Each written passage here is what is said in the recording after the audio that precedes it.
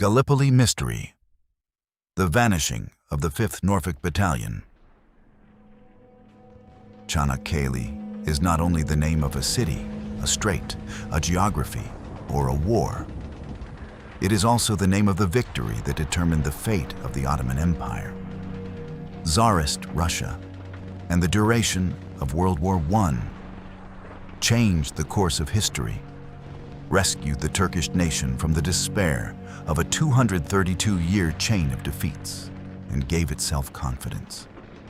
And under the leadership of Ataturk, shattered and cast away the chains of captivity that the imperialists had wrapped around its throat. On February 19, 1915, the invincible armada of the Western powers, which had set out to pass through the Dardanelles Strait, seize Istanbul, and force the Ottoman Empire out of the war, suffered a historic defeat on March 18, 1915. Their aim was to force the Ottoman Empire, which they called the Sick Man, to its knees, pass through the straits and reach the Black Sea, and by aiding Tsarist Russia, bring World War I to an end. However, they had failed to calculate the resistance of the Turkish nation. The steel monsters of the British, French, and Italian navies, the most powerful warships of the era, met an unexpected catastrophe against the mines secretly laid by the mine layer Nusret in Karanlık shipyard, the unerring fire of the coastal artillery, and the superior command ability of the strait defenses, leaving behind the war machines, whose power they had believed limitless in the depths of the Dardanelles. They were forced to retreat. Of course, the Western forces were not going to turn back so easily from the gateway of the Turkish homeland they wished to divide and devour. They activated their Plan B. This time, they intended to cross Çanakkale by land. Having completed his preparations, General Hamilton, hoping to reach Istanbul within a few days, launched the land battles on April 25, 1915. With the fighting lasting not the few days he had hoped for, but 8 months until January 9, 1916. By landing 2 British divisions, 1 French division, and 1 Indian brigade at 5 separate points in the Sedil-Bahir region, and an Anzac Corps consisting of 2 divisions on the Araburnu shore of the Karatepe region. But this time, standing before them was a 34-year-old Turkish officer who would seemingly rewrite the future itself. Lieutenant Colonel Mustafa Kemal, commander of the 19th Division, contrary to Lyman von Sanders, commander of the 5th Army to whom he was subordinate. He had correctly identified the landing area. Despite being a reserve division and without even waiting for orders, with only 1 battalion and at the head of his soldiers, he stopped the landing forces at Kanlı-Surt and Konkbayro. On the Anafartalar front, which began on August 6th, he commanded some of the bloodiest battles in history and became the hero of Anafartalar. He trusted his troops enough to say, "I am not ordering you to attack, I am ordering you to die." Indeed, the 57th Regiment gave their lives down to the very last soldier. The Turkish army engraved the words, "Çanakkale is impassable," into history in golden letters. Tens of thousands of soldiers lost their lives in the Battle of Çanakkale. The British Army alone lost 34,000 soldiers. Today, 27,000 of them have graves. The number of missing British soldiers is around 7,000. However, after the war ended, especially 266 British soldiers, dead or alive, could never, ever be found. The British were approaching one of the greatest defeats in their military history, step by step.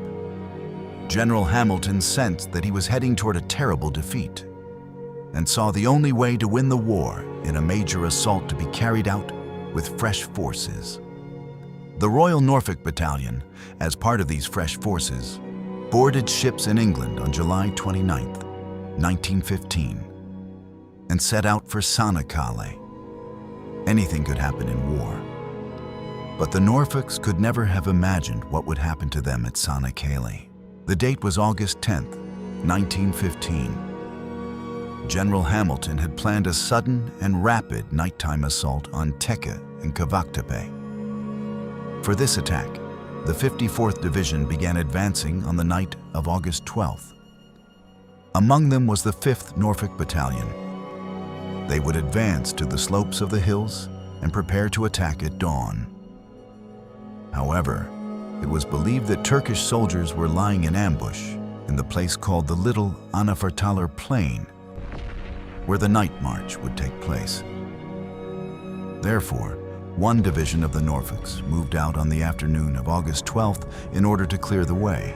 The advance of this vanguard division ended in complete disaster. They provided a typical example of the confusion and incompetence displayed by the British during the Gallipoli campaign. The artillery support was supposed to begin at 4 p.m. in the afternoon, but there was a 45-minute delay.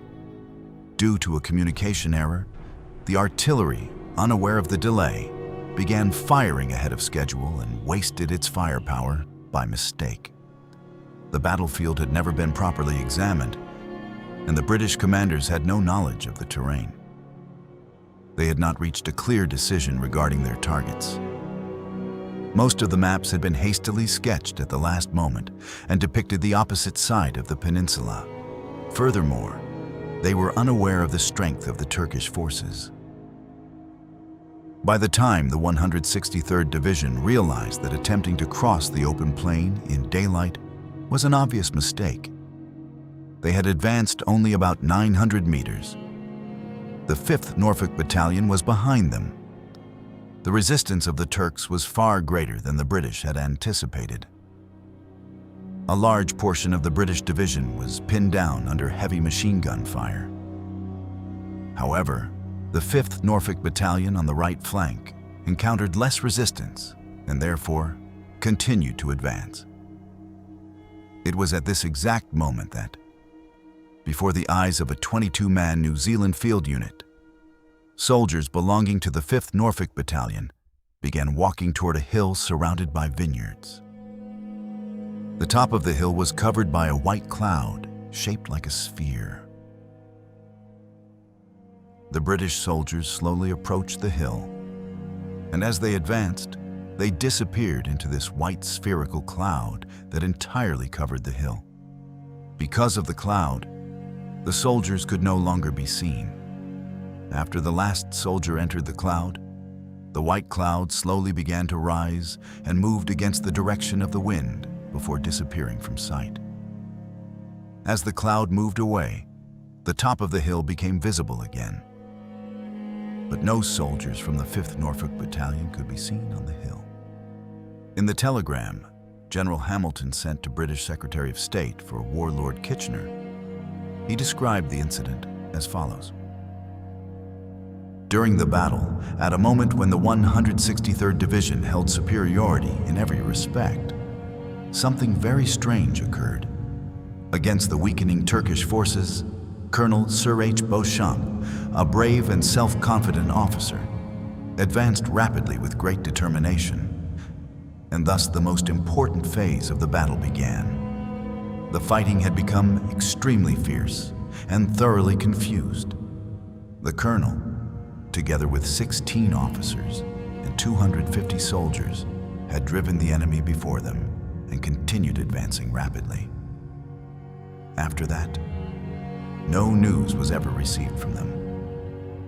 After charging into the wooded area, they disappeared from sight and their voices could no longer be heard. Not one of them returned. 266 men had vanished without leaving a single trace. Local newspapers first reported the loss of the officers of the 5th Norfolk Battalion on August 28, 1915, and the testimonies of those present were soon published, especially in the Yarmouth Mercury and the Lynn News. An article dated August 27, 1915, stated the following: "We deeply regret publishing the list of missing officers of the 5th Norfolk Battalion. At the time this news goes to press, no information exists other than the fact that they are missing." General Hamilton's report was not published until January 6, 1916. And on January 7, 1916, the Eastern Daily Press published a report under the headline, "The Sandringham Men Disappeared." The article stated that 16 officers and 250 soldiers had advanced deep into enemy lines and disappeared, and that none of them had returned. This was a direct quotation from General Hamilton's post-war report. Notes taken from the diary written in the hospital by Private Sidney Pooley, who had been captured wounded by the Turkish army, were published in the Lynn News newspaper. His notes contained the following statements. After they disappeared, I never saw any of the missing officers again. As I approached the huts I mentioned, I heard the colonel's voice, but I did not see him at that time. Afterward, I never heard his voice again. During the attack, I did not see Captain Patrick. I saw no forest in which the officers and men could have disappeared, and I certainly did not see them charging into a forest. In fact, as far as I know, the 5th Norfolk Battalion did not charge. I know absolutely nothing about how the officers and men disappeared. At first, like the others, I thought that the officers and men now reported missing had returned to other trenches.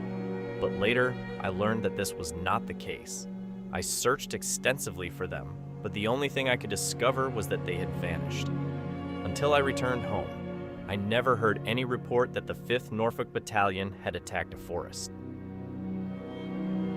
At the end of the war, this battalion was declared missing.